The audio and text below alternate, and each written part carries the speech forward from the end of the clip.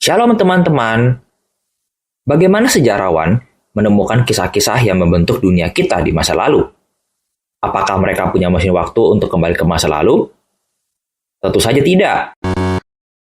Informasi mengenai peristiwa masa lalu bisa kita temukan melalui sumber sejarah. Apa saja sumber sejarah dan bagaimana kita mendapatkannya? Pada video kali ini, kita akan belajar mengenai sumber sejarah. Simak video ini sampai selesai ya.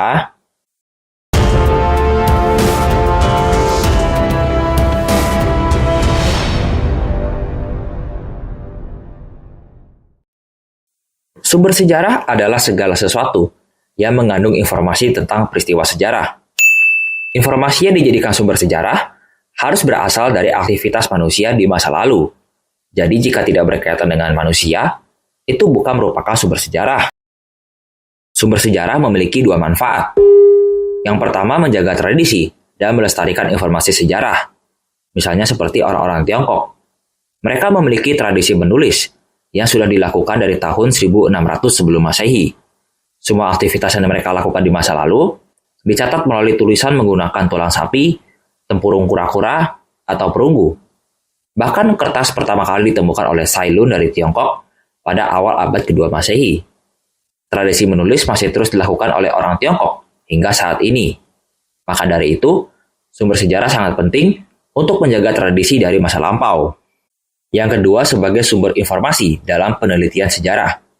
Saat melakukan suatu penelitian sejarah, kita pastinya membutuhkan sumber sejarah. Sumber sejarah ini bermanfaat supaya kita bisa mengungkapkan kisah-kisah di masa lalu. Sampai di sini jelas ya. Sumber sejarah berdasarkan sifatnya terbagi menjadi tiga, yaitu sumber primer, sumber sekunder, dan sumber tersier. Sumber primer berasal dari kesaksian orang-orang yang mengalami, menyaksikan, atau mendengar langsung suatu peristiwa sejarah. Jadi sumbernya asli dan dapat menjadi bukti langsung dari pelaku dan saksi sejarah. Sumber primer berfungsi sebagai rujukan utama dalam penelitian sejarah. Kelebihan dari sumber primer adalah bersifat asli karena berasal dari pelaku dan saksi sejarah di zaman tersebut. Namun kekurangan sumber primer adalah ketersediaan yang relatif terbatas, akses terhadap sumber yang sulit, serta ingatan pelaku dan saksi sejarah yang mulai berkurang. Sementara itu, sumber sekunder merupakan penafsiran dan pemahaman orang lain yang bukan pelaku atau saksi sejarah. Orang tersebut tidak mengalami secara langsung peristiwa sejarah tersebut. Untuk itu, sumber sekunder berfungsi sebagai pelengkap informasi dari sumber primer dan menjadi rujukan awal untuk penelitian sejarah.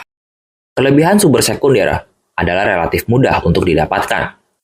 Namun kekurangan sumber sekunder adalah bisa terjadi penafsiran yang kurang akurat atau berbeda dengan apa yang terjadi karena penafsir tidak menyaksikan secara langsung peristiwa tersebut. Kemudian sumber tersier adalah sumber sejarah yang tersusun dalam bentuk buku-buku sejarah yang disusun berdasarkan laporan penelitian ahli sejarah tanpa melakukan lanjutan. Diperlukan seleksi ketat apabila dijadikan rujukan utama dalam penelitian sejarah. Jenis yang kedua adalah sumber sejarah berdasarkan bentuknya, yang terbagi menjadi sumber tulisan, sumber lisan, sumber benda, sumber audio, visual, dan audiovisual. Mari kita bahas satu persatu. Sumber tulisan merupakan sumber yang memberikan informasi sejarah melalui tulisan. Tulisan ini bisa berupa prasasti, arsip, naskah kuno, surat kabar, dan buku. Prasasti adalah batu yang memiliki tulisan dan menjelaskan tentang suatu peristiwa sejarah. Biasanya, prasasti dibuat pada masa kerajaan Hindu-Buddha dan Islam. Misalnya, prasasti Yupa peninggalan kerajaan Kutai di Kalimantan Timur. Arsip adalah catatan atau dokumen yang dikeluarkan secara resmi oleh suatu instansi. Arsip berfungsi untuk mencari tahu informasi tentang kebijakan atau peraturan yang dilakukan oleh instansi tertentu. Misalnya, teks proklamasi kemerdekaan Indonesia. Naskah kuno adalah sebuah dokumen dalam bentuk tulisan, ketikan, atau cetakan yang berumur lebih dari 50 tahun. Naskah kuno ini berfungsi sebagai sumber langsung yang memuat informasi sejarah. Misalnya, Babat Tanah Jawi mengenai sejarah Pulau Jawa. Surat kabar adalah media informasi yang berbentuk koran dan majalah. Fungsinya adalah untuk mengetahui gambaran umum tentang suatu peristiwa di masa lalu. Misalnya surat kabar Medan Priyayi yang terbit dari 1907 sampai 1912. Medan Priai merupakan surat kabar nasional pertama yang berbahasa Melayu dan dikelola oleh orang pribumi sendiri. Buku adalah kumpulan tulisan yang dicetak dan berisi satu tema pembahasan. Buku yang bisa dijadikan sumber sejarah adalah buku yang membahas tentang suatu peristiwa sejarah atau biografi tokoh. Misalnya buku Antiquities of the Jews yang ditulis oleh Flavius Josephus. Buku ini menceritakan sejarah orang-orang Yahudi. Sumber lisan adalah sumber yang disampaikan secara lisan oleh orang yang menyaksikan, mendengar, atau mengalami langsung suatu peristiwa sejarah. Contoh sumber lisan adalah keterangan dari pelaku, toponimi, dan tradisi lisan. Keterangan dari pelaku atau saksi adalah informasi yang disampaikan secara lisan berdasarkan ingatan pelaku atau saksi sejarah. Perlu diperhatikan bahwa terdapat perbedaan antara pelaku dan saksi sejarah. Pelaku sejarah adalah orang yang terlibat dalam suatu peristiwa di masa lalu, sedangkan saksi sejarah adalah orang yang memperhatikan atau menyaksikan jalannya suatu peristiwa di masa lalu. Toponimi adalah bidang keilmuan linguistik yang membahas tentang asal-usul penamaan suatu tempat atau wilayah, dan dapat diperoleh dengan mewawancarai penduduk di wilayah tersebut. Tradisi lisan diperoleh melalui cerita masa lalu yang disampaikan secara turun-temurun. Fungsi tradisi lisan adalah sebagai rujukan awal untuk mengetahui asal-usul suatu wilayah dan masyarakat. Sumber benda adalah sumber yang diperoleh dari benda-benda peninggalan sejarah. Namun untuk mendapatkan fakta sejarah dari sumber benda, diperlukan penelitian dan analisis yang cermat oleh sejarawan. Contoh sumber benda adalah artefak, fosil, dan bangunan. Artefak adalah hasil karya atau benda buatan tangan manusia yang diciptakan di masa lalu. Artefak berfungsi sebagai bukti kegiatan manusia pada masa tersebut. Contoh artefak adalah alat-alat berburu seperti kapak genggam dan sarkofagus.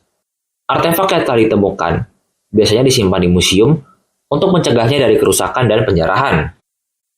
Terdapat salah satu jenis artefak yang disebut relikwi atau relik. Relik merupakan benda peninggalan yang memiliki signifikansi keagamaan, misalnya tubuh atau barang-barang milik orang suci. Contohnya kain kafan Turin, yang dipercaya digunakan untuk membungkus tubuh Yesus setelah disalibkan. Relik biasanya menjadi objek ziarah, dan tak jarang, banyak yang mempercayai relik-relik tertentu memiliki kekuatan mistik. Fosil adalah sisa-sisa makhluk hidup yang ditemukan dalam penggalian arkeologi. Fosil berfungsi untuk mengetahui keberadaan dan masa hidup dari manusia dan binatang purba. Fosil dapat terjadi karena beberapa hal. Ada yang terjadi karena sisa makhluk tersebut tertimbun, terjebak di dalam getah, atau terperosok ke sumur ter. Biasanya, sisa makhluk hidup yang disebut fosil berumur lebih dari 10.000 tahun. Terkadang terdapat hewan dari zaman dahulu yang masih bertahan hidup sampai sekarang. Hewan itu disebut dengan fosil hidup. Contohnya adalah komodo, salah satu reptil tertua dan kadal terbesar di dunia yang berada di Indonesia. Bangunan sebagai sumber sejarah adalah bangunan yang didirikan oleh manusia di masa lalu. Bangunan berfungsi untuk menunjukkan perkembangan zaman dan budaya dari suatu bangsa. Salah satu peninggalan bangunan yang terkenal dan diketahui banyak orang di Indonesia adalah candi. Dua candi yang paling terkenal adalah Candi Borobudur yang bercorak agama Buddha dan Candi Prambanan yang bercorak agama Hindu. Contoh lainnya adalah piramida di Mesir. Sumber sejarah kebendaan berbentuk makam yang sangat besar. Sumber visual adalah sesuatu yang bisa dilihat. Contohnya seperti foto, lukisan, dan peta. Sumber audio adalah rekaman suara yang dapat didengar dan berasal dari masa lalu. Contohnya seperti rekaman suara. Sumber audiovisual adalah gabungan antara audio dan visual yang berbentuk video dan menampilkan gambar serta suara. Contohnya adalah video dan film dokumenter. Sampai di sini jelas ya. Sekarang kita akan melihat ke dalam Alkitab. Terdapat beberapa sumber sejarah yang disebutkan di dalam Alkitab. Salah satu sumber sejarah yang sering disebut dalam Alkitab adalah toponimi yang menjelaskan asal-usul nama sebuah tempat. Misalnya dalam Kejadian 22 ayat 13-14. Lalu Abraham mengangkat matanya dan melihat, dan tampaklah di belakangnya ada seekor domba jantan yang tanduknya tersangkut dalam semak belukar. Maka pergilah Abraham dan mengambil domba jantan itu. Lalu ia mempersembahkannya sebagai persembahan bakaran, pengganti anak laki-lakinya, Dan Abraham menyebut nama tempat itu Yahweh Yireh. Sebab itu, sampai hari ini dikatakan orang, di atas gunung Yahweh, ia akan terlihat. Ayat ini menjelaskan Abraham yang memberi nama tempat Yahweh Yireh, setelah Tuhan menyediakan anak domba untuk menggantikan Ishak yang hendak disembelih. Dan juga dalam 1 Samuel 23 ayat 26-28. Dan Saul pergi ke sisi pegunungan di sebelah sini, dan Daud serta orang-orangnya pergi ke sisi pegunungan di sebelah sana. Dan Daud tergesa-gesa pergi menjauh dari hadapan Saul. Namun Saul dan orang-orangnya mengepung Daud dan orang-orangnya untuk menangkap mereka. Dan seorang utusan datang kepada Saul dan berkata, "Cepat dan kemarilah, karena orang-orang Filistin telah melakukan penyerangan atas negeri ini." Dan Saul berbalik dari mengejar Daud dan pergi menghadapi orang Filistin. Oleh karena itu, mereka telah menyebut tempat itu Batu Cadas Kehidupan. Ayat ini menceritakan pada saat Saul akan menangkap Daud. Tiba-tiba datang orang Filistin yang hendak menyerang, sehingga Saul harus mundur dan mengejar orang-orang Filistin terlebih dahulu, sehingga Daud bisa terlepas dari kejaran Saul. Orang-orang kemudian menamai tempat itu Batu Cadas Kehidupan. Sumber sejarah lain adalah prasasti yang disebutkan dalam Yohanes 19, ayat 19-20. Dan Pilatus pun menuliskan sebuah prasasti, serta meletakkannya di atas salib itu. Dan yang tertulis adalah, Yesua orang Nazaret, Raja orang Yahudi. Maka banyak orang Yahudi yang membaca prasasti itu, karena tempat di mana Yesus disalibkan berada di dekat kota. Dan itu telah dituliskan dalam bahasa Ibrani, Yunani, dan Latin. Pada saat Yesus disalibkan, Pilatus sebagai wali negeri Yudea meletakkan sebuah prasasti dalam 3 bahasa, Ibrani, Yunani, dan Latin, di atas salib Yesus untuk memberi peringatan kepada orang-orang yang sedang menyaksikan. Bangunan juga menjadi peninggalan yang disebutkan di dalam Alkitab. Misalnya terowongan Hizkia dalam 2 Tawarik 32 ayat 2-4. Dan Hizkia melihat Sanherib telah datang, dan wajahnya menghadap ke dalam peperangan terhadap Yerusalem. Dan dia berundi dengan para panglima dan pejuang gagah perkasanya untuk menutup sumber-sumber mata air yang ada di luar kota. Dan mereka menolongnya. Dan banyak orang dikumpulkan bersama mereka, lalu mereka menutup semua sumber mata air, juga aliran yang mengalir dari tengah-tengah negeri itu, dengan berkata, "Mengapa raja-raja Asyur datang dan menemukan banyak air?" Hizkia membangun terowongan untuk mengalirkan air dari mata air Gihon ke kolam Siloam, sebagai saluran air untuk memberikan cukup air bagi kota Yerusalem selama pengepungan Raja Sanherib dari Asyur. Bangunan lain yang paling terkenal adalah Bait Allah yang dibangun Raja Herodes. Kita bisa melihatnya dalam Markus 13 ayat 1-2. Dan setelah dia keluar dari bait suci, salah seorang daripada muridnya berkata kepadanya, "Guru, lihatlah, betapa kokoh batu-batu ini, dan betapa megah bangunan ini." Dan seraya menanggapi, Yesua berkata kepadanya, "Kamu melihat bangunan yang besar ini? Tidaklah sekali-kali akan dibiarkan sebuah batu di atas sebuah batu, yang sekali-kali tidak akan diruntuhkan." Bait Allah yang dibangun oleh Herodes merupakan penyempurnaan dari Bait Allah yang dibangun setelah bangsa Israel kembali dari pembuangan. Bait Allah ini dibuat dengan begitu megah dan indah, sehingga membuat orang-orang terpukau saat melihatnya.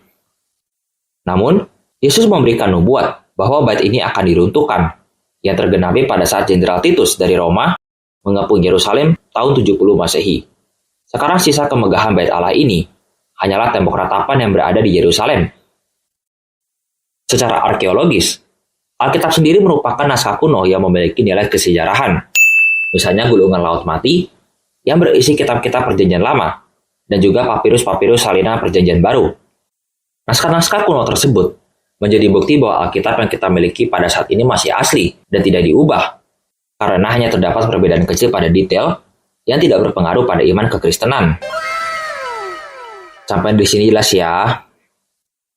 Nah, kita sudah belajar mengenai sumber sejarah.